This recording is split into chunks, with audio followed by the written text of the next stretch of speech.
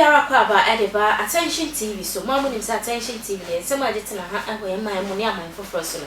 eno ne eboabo ano ne aso no so project so room so de adan ahwefo ne abusiafo na anu ye da ye twem mu e ya bawe bi e friend Madwoa ye police inspector ne bi etumi kobo baba we tu e ma no 6 bullets e ma ba we ye eto ananam e wonsi e do no abran some no beto monten so nche say attention TV for your boy ye hu modern say updates bia no ye de bebre ya hwefo na abusiafo nda me na wo ka say update foforo asanso aba e de amasa nsam no person utumi say still na ye need da ho di insam eni echi na abusiafo nda me na wo ka say ya de asaya baba we ye friend Madwoa yi eye police ni a utumi di ni abon ho nsam utumi hwa baba we because of 5,000 Ghana cedis or since baba wa no agene 5,000 or person sanso ni giant wa bon tuo ama 6 bullets e woni chi na koma ho na body nyina no. And then police ni no ya de na akọ na bra ya de no kokọ pie mu e wo court no eya de a e ma adwo abusuafo ne desa kwan bia so no e wo say eya sa police ni onu so yetumi ekuni bi na mo ekuni pa de a omo nti ase de biara da na bra nsam no beto monte so say ene mu twemu etie Sabre court say attorney general Sabre die otumi asinipi asinika se owura Ahmed Twumasi ya oye inspector no Sabre die ye de awudie kwadu na abono se oye wudifo ye senti nyame ya domo a attorney general ede ye ni mu aye abai wo district court no na eka awudifem nanso etsa wotena so sade enhye tie no na oye enhye enti nyame ya domo committal proceedings ebesafie nyame yadomo a bosumia yebesin de toso aduo no ede toso aduo no na ye ba behase na yedi abrantie Ahmed Twumasi asem se wodi ewu enti me no ka sei asem a court ede appreciate sia na enye court na efiri na mu eka esan se judicial prosecutor on the general sentimental prosecutor bofo no ebe gina mu e kire sentimental prosecutor bofo no ebe gina mu e kire se na okosiki advice ana okogie futuo afri attorney general ho advice ana okogie futuo afri attorney general ho na onu ase onu adwire no kopem se attorney general nsebe gunu so no adwire no kopem se Attorney General nsebe gunu so no dosu nanso said police administration eni abrese saasemi no oni be diachi na watu America basa hariswo diachi na watu America basa hariswo na wodi saasemi ntino ana Attorney General di mretia we atumi yahwe motumi asini pise abrantie Ahmed Twumasi wodi ewu ya ade ewu abrantie Ahmed Twumasi wodi ewu ya ade ewu di ho sobo anakwadu abono ne senti no abrantie Ahmed Twumasi ana oye police inspector say the way murderer oye wudini wo kumnipa enunti hihya Ghana mamra no edidi owudini asem no court high court ene tumi etna saasemi so na ansana no na committal proceedings no ahyase nyame yadomo a 20th June na eno be hyase no mu wi a omatumi ato aso amanako high court video ade send ye me say na abusuafo ne bibuafu pa especially ababa ya wafiri mu ni nua bema Big Joe me say o she t-shirt red na ne buafu tototo ne nsasa ne sister mu buafu mo kasa e de na kofa saasem ne bai ali omo so omo twa no omo de upon the court aka court headed to abusuanefo o headan so aka kire omo baaye nya akwa awurom ne say omo ni omo nuanom enkasa na omo akoma emrafom na ni nyina kire no nya de abusuafo yi ate so do bi kura ehuna be the senti no omo bofu so omo ye mema pade a omo nyi ya Twumasi mina sisi ali minimara de me kan nyina no procedure ku no nya ma bonten emeka say abranchi ye interdict no anase bia ya wuro na tade so onye procedure ni oye first interdiction tie e ba sa no interdiction di kan ba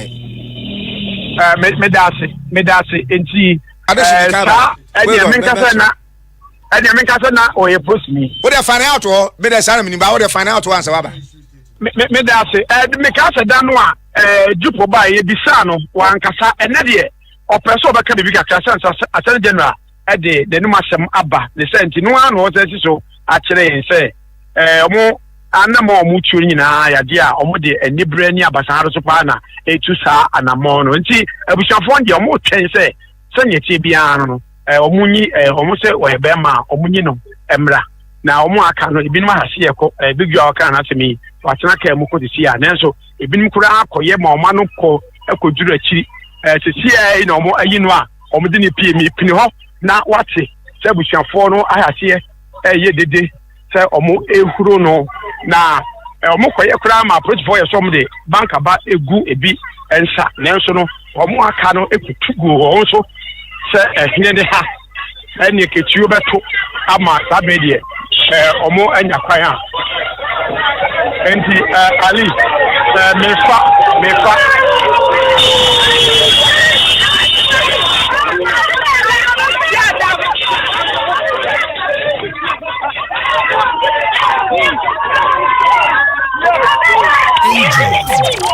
Angel ali enti se utia wey eye for any day abranti eye protocol mu no omo ha se ebo no tutuo ene bia wo omo na mu mpaboa ebinum kra bobbo ka ne mu nanso ni nyina chi no onya kwan ekọ aha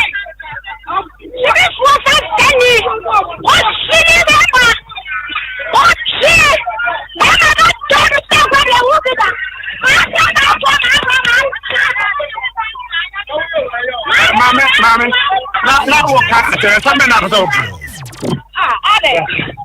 Papa say me can you understand? Ya say am question. Ya so me say we did work. Tell you about the time we say we want to. Why you want to talk? Let's see my mama. The mama try. If you can't see the stuff on the cover na na. You can't see me ba lo nya na san kise. I'm at the share about body jabi. I'm at a copy. Ya put it jabi share. Ya say am tiated. That's what they say about. Ya ya ko won tu. What you go to share on the bed here? And you say na ya ko so. I say you no can and what go. And that's what you stop for them.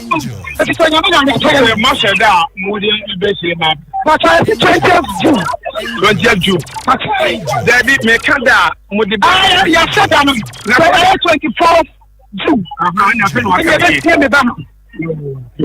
Ya be kata me kra. Ya stiado phone ya jump phone ya. Opia na me boy. Ya kata me ba na tina fa ma ya no.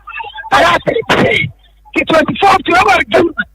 June. So why they be dey me ba no. Ya na ko asoma so. Kuma sa ko sie.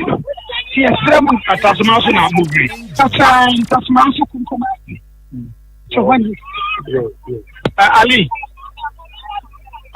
Abazi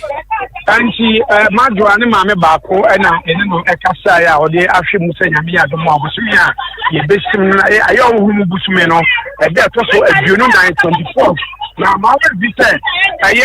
ametumeti so beta aba begina mranim 20th June enti June no de be full loaded ebra ye de begina mranim 20th no na committal proceedings esase no ye ne nana so vepe ya ye isieda no na ekire se ne memene da no na ode Madwoa eto empem akwakope no krabre awo atasema so enti ne ekoso no sabeja posifo no ayi no a omede no atena kan mu ya omede no ekro yo agwasi ya dase na chese ayi no bekoso ansana abranti na sia bakot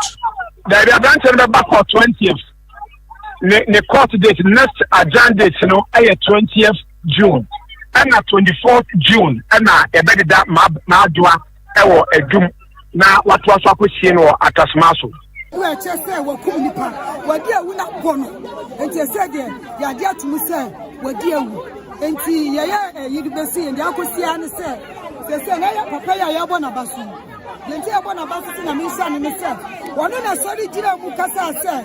and I'm say where police ni. No one said the man city and what say asem ye police ni so na e di sa nyamba nsem nti onu ne ho jire no to ati ne ho asi ho am onu na di case na chi from day one aba pem sa abey enti ye a am say I tell you bant and quantum so so aba ni nyina ne say I the whole Ashanti regions my lawyer panyiri pa no onu so de ne wa ji wa ba support to papa ya okoi from try police prosecutor no wa be supporting to we are to me am ama say no we docket ni nyina ekọ can say IGP ama wiase so fa nyina do ma gina ba abeka Ghana fo attorney general ni me fa sempanifo a also bubu case ni nyina person musa say ni afa within no Twumasi no enko prison that's not for a man but say I need go prison I do prison enti no what people say be yinhwemu ebe hunu se kwa bi na ya bono no sa pen ansa na ya atemu na nkase aba